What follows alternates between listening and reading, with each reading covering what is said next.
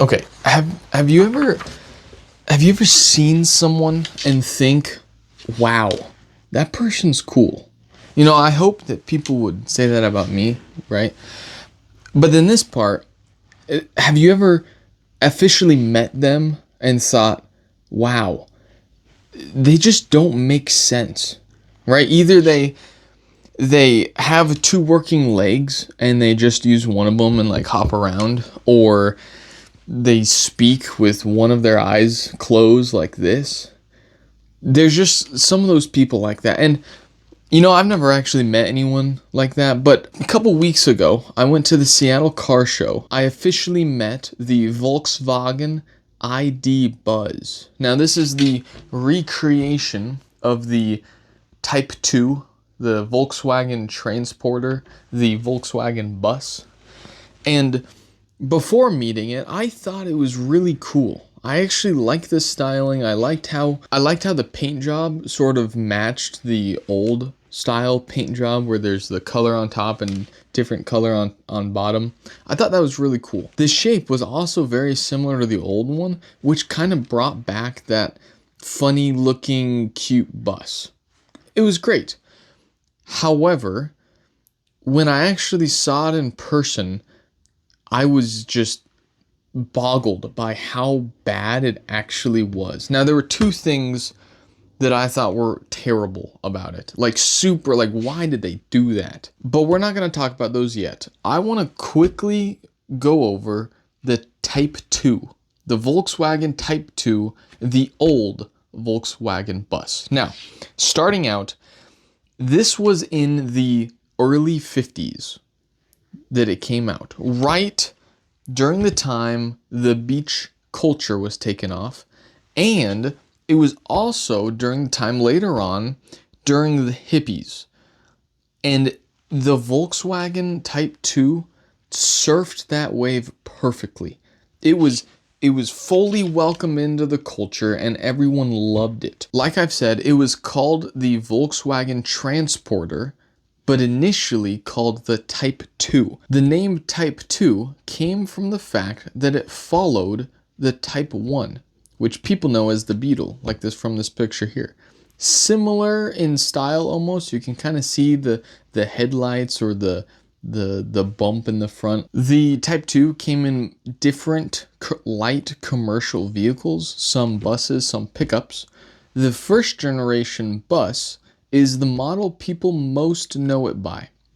It came with a 1.1 liter, 1.2 liter, 1.5 liter, and then later on in Brazil, a 1.6 liter Boxer 4 engine. The bus in particular came with 8 to 9 seats, which is very practical. After the first generation, the Type 2 T1, they came out with a Type 2 T2, a T3, a T4, T5, T6, and then the new ID Buzz. The T3 was the last one before it started to go downhill with the styling. Overall, people loved the Volkswagen bus. It is a symbol of culture and peace and respect and tranquility, and we just love it. It is part of our culture. Now we have the new ID Buzz, and since they didn't do very well in the last like 4 or 5 generations, this new generation, they did have an opportunity to make the styling look more like the style people wanted. And they did that fantastically. However, that's kind of where it ends in the good department. It is a new electric bus, fully electric. The base trims come in rear wheel drive with 228 horsepower. Not terrible, all things considered. However, it is big and heavy. The MSRP starting, they say it's only $59,995, but it's actually 62 grand. And that is the base trim. If you want all the good accessories, it's gonna cost you $65,000, and it only comes with a range of 234 miles. That is less than the extra battery on the Slate truck. That's 240 miles. And that would only cost you like $35,000. This is double that price. Talking about the most expensive trim, the first edition with 4Motion, aka the all-wheel drive, has 335 horsepower, and they say it starts at 72 grand, but again, if you want the accessories, it's gonna be up to 74. That only has 231 miles range, so 3 less than the base trim with rear wheel drive, and again, a lot less than the Slate truck with the added battery. And it's, again, double the price. That's not looking good so far. That's the general info on the ID Buzz so far. However, there's, again, 3 things that I want to mention. And I'm going to start comparing it to an older car that I used to have, a 2004 Honda Pilot. Now, this was a fantastic car. It was rugged, it was tough, it went from A to B very well, it was comfortable, and it was cheap.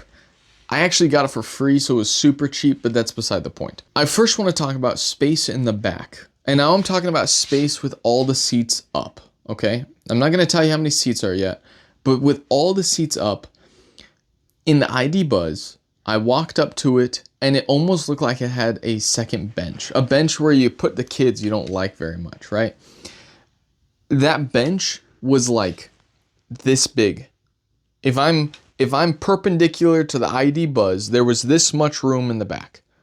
You did have, you know, the full length of the car and just up until the ceiling, but that's how much space you have. Not very much at all.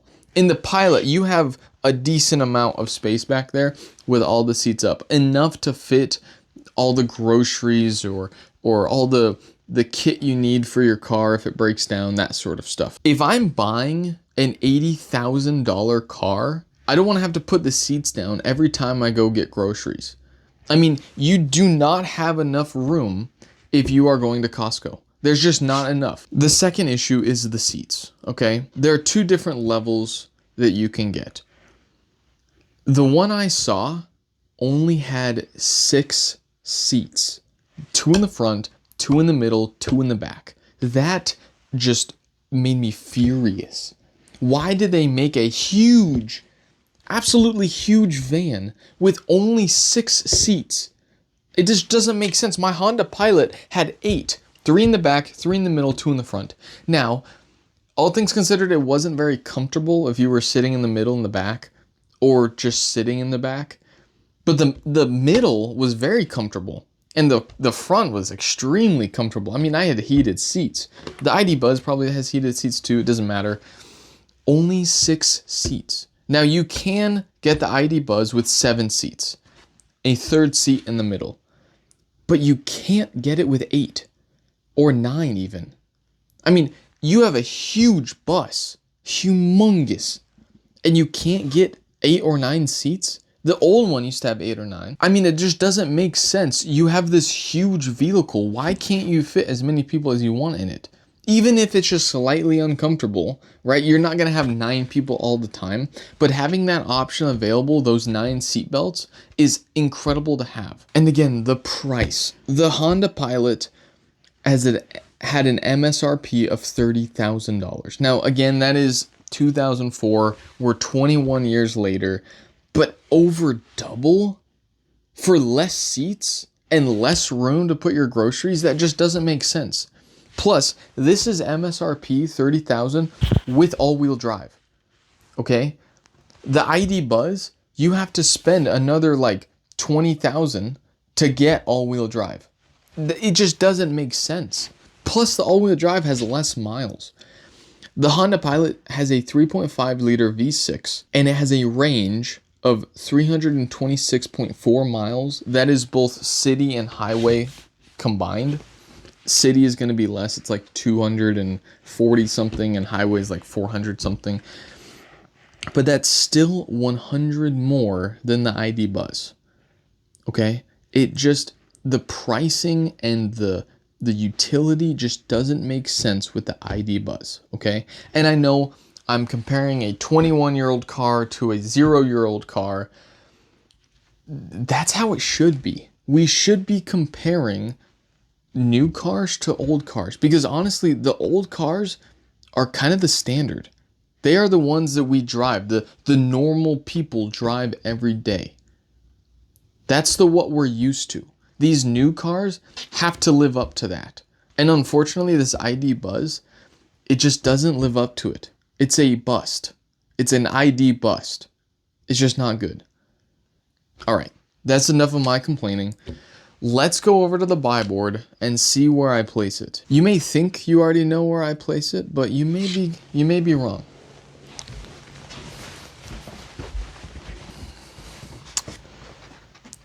The buy board. Again, here we go. We have the Ferrari F80 on pass and the Slate truck on buy. Where does this overpriced, good-looking, inconvenient van go? Well, most people will probably think pass by what I've said so far and how I've just dissed on it. And they would be so wrong. I mean, come on, it's a pass. Yeah, there's no other thing about it. It's definitely a pass. There's not enough space for luggage. There's not enough seats. It's too big. Doesn't go far enough. It's too expensive.